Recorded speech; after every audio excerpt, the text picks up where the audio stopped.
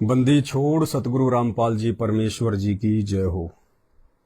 परम पिता परमात्मा, सारी सृष्टि के रचनहार, कुल मालिक, असंख्य ब्रह्मांडों के स्वामी, जगत गुरु, तीनों लोकों में प्रवेश करके सबका पालन पोषण करने वाले राजा धीराज, आत्माधार, नाथों के नाथ, देवों के देव महादेव, सर्वेश्वर महेश्वर, मृत्युंजय, अजरो अमर, आदि अनादि, सनातनी प्रभु, जगत पिता जगदीश्वर, श्री श्री 1008 की उपाधि के वास्तविक अधिकारी, अकाल मूरत, शब्द स्वरूपी राम, वासुदेव, सर्वगतम ब्रह्म, परम पूज्य, प्रथम पूज्य, परम संत, परम पुरुष, परम धनी, परम दयालु, सत्य कबीर, हक्का कबीर, अल्लाहु कबीर, अल्लाहु अकबर, अल्लाह ताला, जगत के तारणहार, जगत के मुक्तिदाता, जगत के जगन्नाथ, हारे का सहारा, हिंदुओं का राम, मुसलमानों का अल्लाह, सिखों का वाहेगुरु, ईसाइयों का मसीह, दया के सागर दयानिधि, करुणा के सागर करुणानिधि, असली मर्यादा पुरुषोत्तम, असली लीलाधर, संकट हरण, दुख भंजल, मंगल करण, कष्ट हरण, संत श्रोमणी सतगुरु रामपाल जी परमेश्वर जी के चरण कमल में लाइव वीडियो से जुड़े आप और हम सभी भाई बहनों का अनंत कोटि दंडवत प्रणाम। परमेश्वर हम सबको सद्बुद्धि बख्शे। परमेश्वर हम सबको आध्यात्मिक मार्ग में, भक्ति मार्ग में दृढ़ता और विश्वास के साथ निरंतर आगे की ओर बढ़ाए। परमेश्वर हम सबको सतलोक जाने के रास्ते में दृढ़ता के साथ में लेकर आगे बढ़े, यही हमारी एकमात्र कामना है। सभी भाई बहन जो लाइव जुड़ रहे हैं, एक बार लाइव जुड़ते ही वीडियो को ज्यादा से ज्यादा फेसबुक और व्हाट्सएप पर शेयर कर दें, क्योंकि ये विशेष एपिसोड है आध्यात्मिक प्रश्नोत्तरी का। सवाल करो, तुरंत जवाब पाओ। हमारे जो जगत वाले भाई बहन हैं, जो अभी परमेश्वर की परिभाषा से अपरिचित हैं, जिन्हें भगवान की परिभाषा का नहीं पता है, जिन्हें शास्त्र अनुकूल साधना की जानकारी नहीं है, उनके गुरुओं ने उन्हें शास्त्रों के अनुसार भक्ति विधि नहीं बताई हुई है, क्योंकि उनके गुरुओं को खुद नहीं पता है। ये दया परमपिता परमेश्वर ने इस 8 अरब की जनसंख्या में कुछ एक आत्माओं पर की है, तो हमारा फर्ज बनता है कि इस काल लोक के अंदर फंसी हुई उन तमाम आत्माओं को, जो हमारे ही भाई बहन हैं, उनको हम ज्ञान आधार से समझाने का प्रयास करें, उनको हम सत्य भक्ति मार्ग से जोड़ने के लिए प्रेरित करें। तो वीडियो को सभी भाई बहन एक बार ज्यादा से ज्यादा शेयर कर दें। और जितने भी भगत भाई बहन या जगत वाले, वैसे संत रामपाल जी के भक्तों को तो कोई शंका नहीं है, लेकिन जो जगत वाले भाई बहन हैं, उन्हें यदि किसी भी प्रकार की कोई भी शंका हो, कोई सवाल पूछना हो, तो आप जियों से प्रार्थना है, आप हिंदी में लिखा करें और शॉर्ट में लिखा करें, ताकि आपके द्वारा भेजे गए कमेंट्स बॉक्स के माध्यम से ही वीडियो बनाकर एक अच्छा सा जवाब दिया जा सके। तो आप हिंदी में लिखने का प्रयास करें, छोटा लिखने का प्रयास करें। और ये बहुत अच्छी बात है, जानकर बड़ी खुशी होती है कि आप भाई बहन ढेर सारे अपने सवाल कमेंट्स के माध्यम से हमें भेजते हैं, और हम आपके प्रत्येक प्रश्न का परमेश्वर सतगुरु रामपाल जी भगवान के ज्ञान अनुसार, शास्त्रों के अकॉर्डिंग जवाब दे पा रहे हैं। ये हमारे लिए एक बहुत बड़ी सेवा है आप भाई बहनों को समझाने की, ताकि आपको भी परमात्मा के विषय में जानकारी हो। ऐसे ही कुछ सवाल थे जो कल एक भाई ने मुझदास को भेजे हैं। भक्ति मार्ग पे वो जुड़े हुए नहीं हैं, लेकिन वो जुड़ना चाहते हैं। काफी समय से परमेश्वर सतगुरु रामपाल जी भगवान के सत्संग सुन रहे हैं, लेकिन मात्र सत्संग सुन लेने से ही सारी शंकाओं का समाधान नहीं हो जाता है। वैसे होता तो सत्संग सुनने से ही है। हम भी आपकी जो शंकाओं का समाधान करते हैं परमेश्वर के सत्संगों के आधार से ही करते हैं, लेकिन थोड़ा समय देना पड़ता है। जैसे एक आम का पौधा लेके आते हैं, आम के पौधे को हमने आंगन में लगा दिया, उसको पानी भी दे रहे हैं, लेकिन वो महीने 2 महीने में तैयार नहीं होता। कम से कम आपको 5-6 वर्ष देने पड़ेंगे, तब कहीं जाके वो आम का पौधा पेड़ बनता है, फिर उस पे फल लगते हैं, फिर आपको फल खाने का आनंद प्राप्त होता है। तो परमेश्वर सदगुरु रामपाल जी भगवान के सत्संग आपको थोड़ा धैर्य के साथ में और लंबे समय तक सुनने की आवश्यकता है, लगातार सुनने की आवश्यकता है। परमात्मा धरती पर है, अवश्य दया करेंगे, थोड़े में दया करेंगे यदि आप धैर्य के साथ में टिके रहे तो। सीधे अपने सवाल जवाब प्रश्नोत्तरी पे आते हैं। इनका नाम है विश्वदास जी। विश्वदास जी इनका नाम है। इन्होंने मुझे 6-7 सवाल भेजे हैं। गुरुदेव भगवान के आशीर्वाद से उनका जवाब देने का प्रयास कर रहा हूं। इनका सबसे पहला सवाल है, क्या कोई मेरी उलझन सुलझा पाएगा? बिल्कुल भाई, सतगुरु रामपाल जी भगवान ने हम आत्माओं को ऐसा ज्ञान दे दिया है, सभी धर्म के सभी शास्त्रों का सार निकाल कर दे दिया है। यदि संत रामपाल जी के भगत भी आप भाई बहनों की शंकाओं का समाधान ना कर सके, आपके सवालों का जवाब ना दे सके, तो भाई फिर धरती पे दूसरा कोई है भी नहीं संत रामपाल जी के अलावा जो आपके सवालों का जवाब दे सके।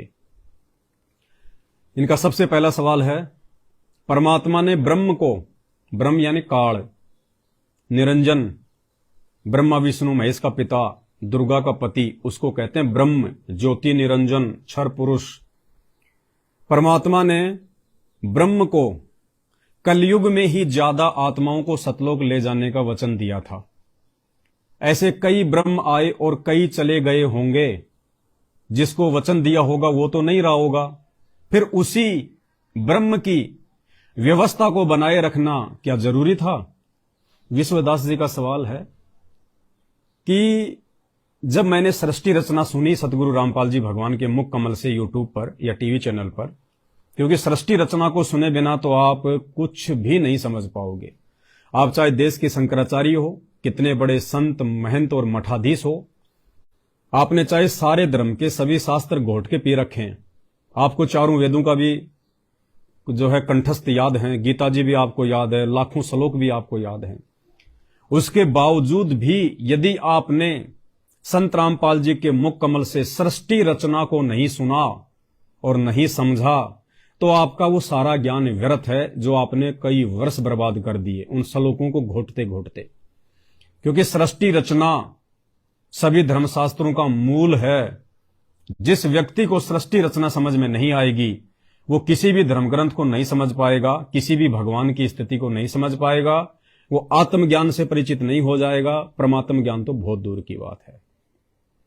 तो विश्वदास जी कह रहे हैं कि जब मैंने संत रामपाल जी के मुख कमल से सृष्टि रचना का ज्ञान सुना और मुझे पता चला कि ये पृथ्वी, अग्नि, जल, वायु, आकाश, स्वर्ग, नरक, ये कुछ भी नहीं था, उससे पहले वो एकमात्र परमात्मा था।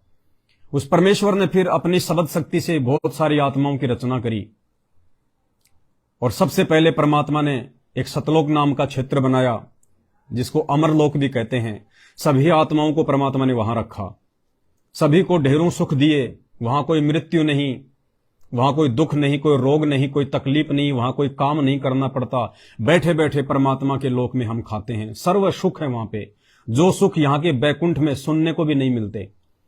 उसके बाद वहां पे इस काल ने, इस ब्रह्म ने एक बहुत बड़ी गलती की।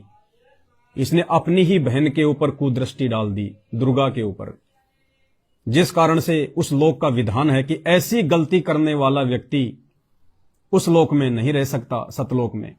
तो परमात्मा ने इस ब्रह्म को और दुर्गा को, और इस ब्रह्म और दुर्गा के ऊपर जिन जिन आत्माओं ने अपनी आसक्ति व्यक्त कर दी थी, उन सभी आत्माओं को परमात्मा ने इस काल के साथ में इस गंदे लोक में भेज दिया।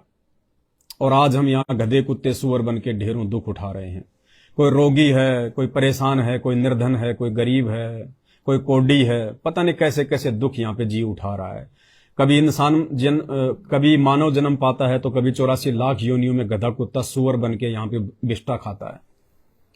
तो भाई कह रहा है कि जब इस ब्रह्म को परमात्मा ने बनाया और उसको ये 21 ब्रह्मांड दिए जहां हम रह रहे हैं, तो उस ब्रह्म ने जो संविधान बनाया था यहां का, एक कर्म और धर्म का, अब ये संविधान बनाने वाला वो ब्रह्म तो जीवित नहीं होगा, क्योंकि सृष्टि तो बहुत लंबे समय से चल रही है। जब हम जीव अनेकों बार मर चुके हैं, जन्म ले चुके हैं, गधे कुत्ते सुअर बन चुके हैं, तो वो ब्रह्म भी मर चुका होगा। तो क्या उसके मर जाने के बाद में उस ब्रह्म के द्वारा बनाई गई इस व्यवस्था को बनाए रखना क्या उस परमात्मा के लिए उचित है? इस व्यवस्था को परमात्मा ने समाप्त कर देना चाहिए जब वो ब्रह्म ही नहीं है तो। उन्हीं के शब्दों में एक बार फिर सुना देता हूं। परमात्मा ने ब्रह्म को कलयुग में ज्यादा आत्माओं को सतलोक ले जाने का वचन दिया था।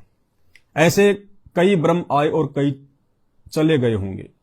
जिसको वचन दिया होगा वो तो नहीं रहा होगा, फिर उसी ब्रह्म की व्यवस्था को बनाए रखना क्या जरूरी था?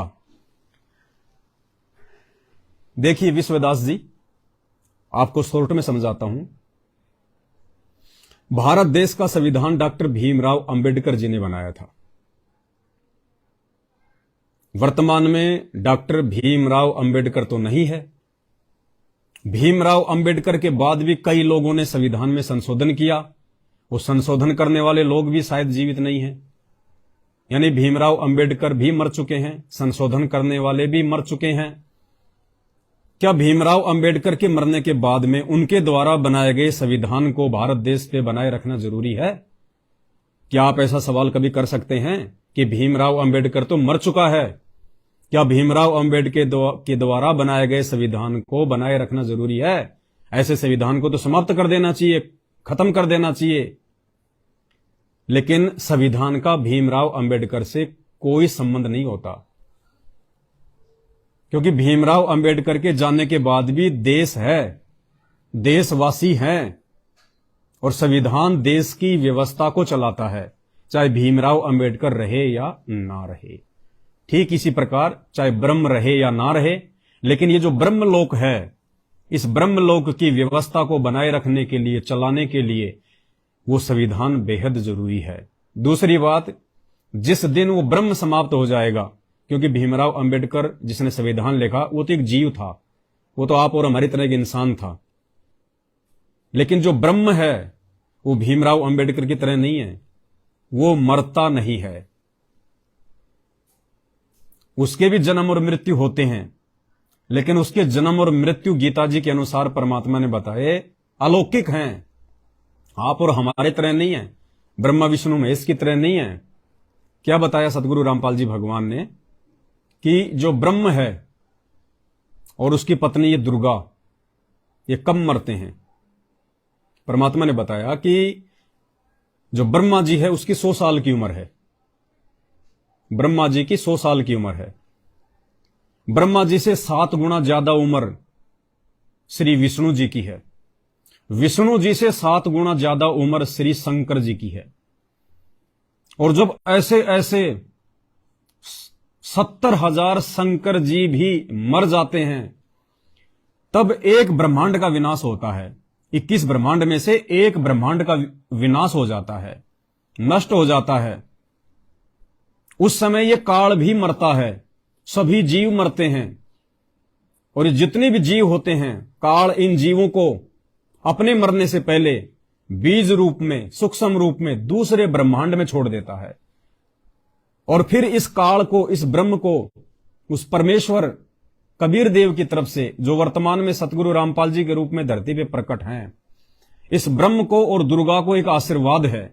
इनको शब्द शक्ति प्राप्त है। ये अपना युवा शरीर वैसे की वैसे धारण कर लेते हैं।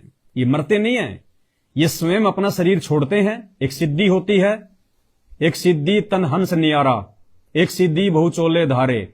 24 प्रकार की सिद्धियों में से परमात्मा ने एक सिद्धि बताई है कि जब चाहे वो अपने शरीर को छोड़ सकता है, जब चाहे उसी शरीर में या दूसरे रूप में शरीर में वो युवा अवस्था में भी प्रकट हो सकता है। तो ये काल और दुर्गा दूसरे ब्रह्मांड में सभी जीवों को भेज देते हैं, और फिर वहां ये दोनों परमात्मा के आशीर्वाद से, शब्द शक्ति से नया शरीर धारण करते हैं। उसके बाद फिर वहां पे नए प्रकार से ये रचना करते हैं। ऐसे एक ब्रह्मा जी को ये कमल के फूल पे बैठा देते हैं। उस फूल का जो डंठल होता है वो शेषनाग की सैया पे लेटे हुए विष्णु जी की नाभि से जोड़ देते हैं। फिर मधु और कैटव आते हैं। ब्रह्मा जी का और मधु कैटव का युद्ध होता है। ब्रह्मा जी वहां से भाग जाते हैं, फिर विष्णु मिल जाता है, फिर शंकर जी आ जाते हैं। तीनों मिलकर उन राक्षसों से लड़ाई करते हैं। 5000 साल तक उनका युद्ध चलता है। तीनों देवता मिलकर 2 राक्षसों को नहीं मार पाते हैं। श्रीमद् देवी भागवत में स्पष्ट लिखा हुआ है इस प्रकार से फिर ये काल और दुर्गा नए सिरे से सृष्टि की रचना करते हैं। तो ये जो ब्रह्म है जिसके विषय में आपने कहा कि वो तो अब नहीं रहा होगा, फिर उसकी व्यवस्था को बनाए रखना क्या जरूरी था? वो है, वो लास्ट तक रहेगा। जब तक इस 21 ब्रह्मांड में फंसी हुई सभी आत्माएं परमात्मा के साथ सतलोक नहीं चले जाएंगी, तब तक ये काल यहां रहेगा। उसके बाद उस काल को सतलोक में लेके जाना है या नहीं लेके जाना है, ये परमात्मा का फैसला है। इसलिए इस व्यवस्था को बनाए रखना जरूरी है। और बनाए रखना जरूरी इसलिए है क्योंकि सतलोक में जो व्यक्ति गलती करता है उसको यहां 21 ब्रह्मांड में भेज दिया जाता है। 21 ब्रह्मांड सतलोक की जेल है। जैसे पहले हमारा देश भारत जब अंग्रेजों के अधीन था, तो जो विशेष स्वतंत्रता सेनानी होते थे, जो अंग्रेजों की अधीनी को स्वीकार नहीं करते थे, निरंतर वो अंग्रेजों के खिलाफ युद्ध लड़ते रहते थे, नई नई प्लानिंग वो करते रहते थे। अंग्रेजों को जिनसे ज्यादा भय होता था, तो अंग्रेजों ने क्या किया, अंडोबार निकोबार में एक जेल बना दी। और वो ऐसी जेल थी कि वहां पे खाने को मिले तो मिले, नहीं तो ना मिले। उस व्यक्ति के साथ में चाहे कितना ही दुराचार करो, वहां कोई बोलने वाला नहीं था। तो परमेश्वर सतगुरु रामपाल जी भगवान ने बताया कि ये जो 21 ब्रह्मांड है इस काल के, ये सतलोक की जेल है। जो व्यक्ति सतलोक में गलती करता है उसको यहां पे सजा के लिए भेज दिया जाता है। तो ये परमात्मा की बनाई हुई ये जो है ये एक व्यवस्था है। और ये व्यवस्था उस समय तक चलेगी जब तक वो सतलोक है, वो अमरलोक है। यानी ये व्यवस्था चलेगी जब तक कि इस काललोक में आई हुई समस्त आत्माएं वापस सतलोक में की गई अपनी गलती की सजा पूरी करके, और जब वो परमात्मा कबीर देव संत रूप में धरती पे प्रकट होता है, जैसे आज संत रामपाल जी के रूप में प्रकट है, हमें शास्त्रों से ज्ञान देके, सृष्टि रचना बता के हमें वो गलती बता रहा है कि बच्चों तुम अपनी किस गलती के कारण इस काललोक में आए हो।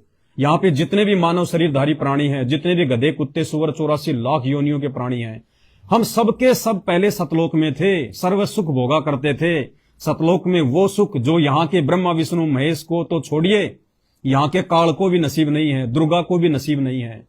यहाँ के स्वर्ग और महास्वर्ग से करोड़ों अरबों गुना ज्यादा सुख वहां पर सतलोक में हमें जो है वो प्राप्त था। तो परमेश्वर हमें आते हैं, समझाते हैं, काल के जाल से बाहर निकाल के सतलोक लेके जाते हैं।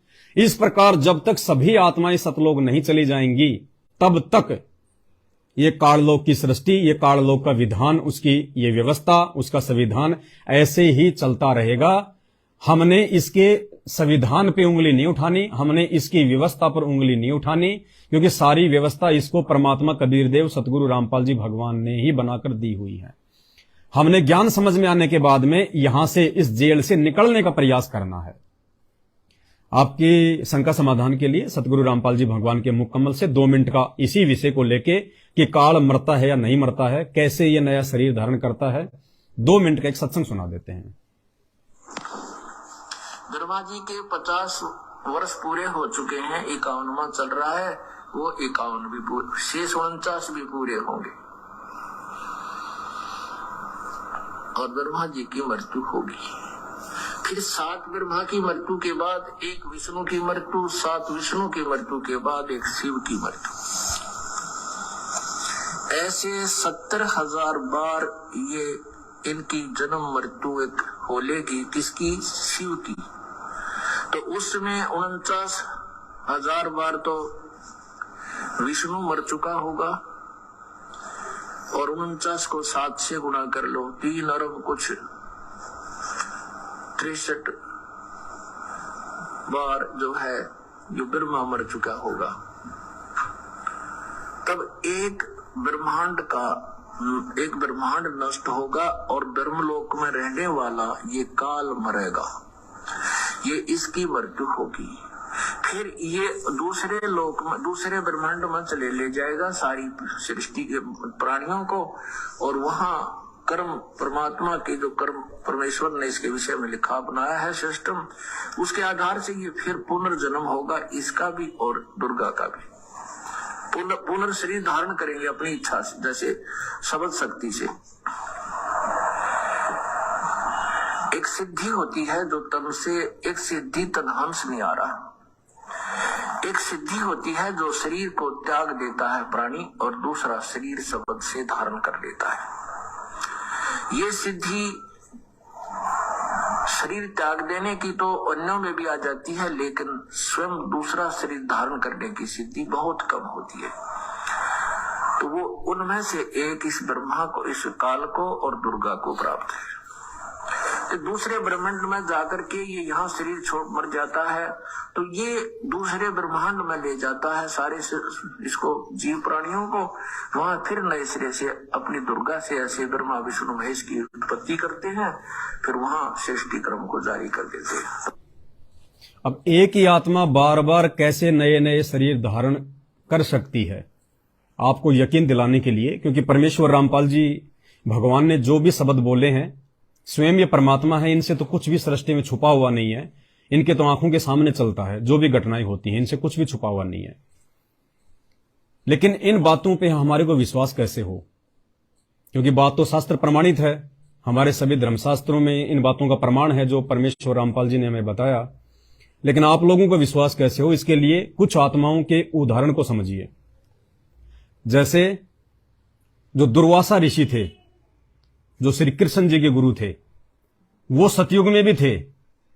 सतयुग में जब आप दुर्वासा ऋषि की और राजा अम्बरीश की कहानी को पढ़ेंगे कि कैसे दुर्वासा राजा अम्बरीश के पास में गया, अम्बरीश अपनी साधना कर रहा था, एकादशी का व्रत रखा हुआ था, दुर्वासा से पहले उसने भोजन कर लिया, दुर्वासा उस पर नाराज हो गया, दुर्वासा ने अपना सुदर्शन चक्र छोड़ दिया। सुदर्शन चक्र दुर्वासा ऋषि के द्वारा जो छोड़ा गया था, वो राजा अम्बरीश के पैर छू के दुर्वासा को ही मारने के लिए दौड़ पड़ा। दुर्वासा दौड़ा दौड़ा ब्रह्मा के पास गया, बात नहीं बनी, शंकर जी के पास गया, बात नहीं बनी, विष्णु के पास में गया, क्योंकि राजा अम्बरीश विष्णु जी के भगत थे। तो दुर्वासा ने सोचा कि विष्णु जी से बात बन सकती है। विष्णु जी ने कहा कि दुर्वासा तूने क्या गलती करी? बोले जी ऐसे ऐसे मैंने राजा अम्बरीश को ऐसे ऐसे कहा। तो विष्णु रूप में उस कबीर परमात्मा ने कहा, देखो सभी के काम ये कबीर परमात्मा सारता है। ये ब्रह्मा विष्णु महेश भी समर्थ नहीं है, ये भी अपने काम नहीं कर सकते, अपने भक्तों के काम नहीं कर सकते। इनके भक्तों के काम भी कबीर परमात्मा सतगुरु रामपाल जी भगवान को ही करने पड़ते हैं, क्योंकि ये समर्थ दाता है। तो विष्णु रूप में कबीर परमात्मा सतगुरु रामपाल जी भगवान ने कहा कि विष्णु कि भाई दुर्वासा, यदि तेरी जान बचेगी तो राजा अम्बरीश के पास जाने से बचेगी, उसी के पास जाके क्षमा याचना कर। दुर्वासा वापस आया, अम्बरीश जी से क्षमा याचना मांगी, तब जाके उनकी जान बची। तो दुर्वासा ऋषि सतयुग में भी थे, दुर्वासा ऋषि जो है वो त्रेता युग में भी थे, और यही दुर्वासा ऋषि द्वापर में, यानी आज से 5000 साल पहले श्री कृष्ण जी के धार्मिक जो है वो गुरु भी थे, जिसने 56 करोड़ यादवों को जो है श्राप देकर मार दिया था। तो एक ही व्यक्ति सतयुग में भी था, त्रेता में भी था, द्वापर में भी था। उसके बाद में आप देखेंगे कि त्रेता युग में जब राजा जनक की सभा में श्री रामचंद्र जी ने शंकर भगवान का धनुष को जो है वो उठाया था, उस समय परशुराम भी आ गया था उसी सभा में, और उसने कहा कि ये कौन है जिसने मेरे इष्ट देव के इस धनुष को हाथ लगाने की हिम्मत की। तो जो परशुराम थे वो त्रेता युग में भी थे, और वही परशुराम द्वापर युग में आज से 5000 साल पहले भीष्म पितामह यानी गंगा पुत्र भीष्म पितामह के गुरु भी थे। गोरखनाथ सतयुग में भी होता है, और हर सतयुग में गोरखनाथ 1 लाख साल का दिल्ली के ऊपर राज्य करता है। 1 लाख वर्ष तक गोरखनाथ दिल्ली का राज्य करता है। वही गोरखनाथ त्रेता युग में भी होता है, वही गोरखनाथ द्वापर में भी होता है, और वो गोरखनाथ कलयुग में भी होता है। कैसे? कलयुग में गोरखनाथ ने कबीर परमेश्वर के साथ 650 साल पहले काशी में ज्ञान गोष्ठी की थी। तो ये एक सिद्धि होती है अपने पिछले जन्म की जो है भक्ति के चलते। तो जीव दूसरा शरीर भी धारण जो है वो कर सकता है।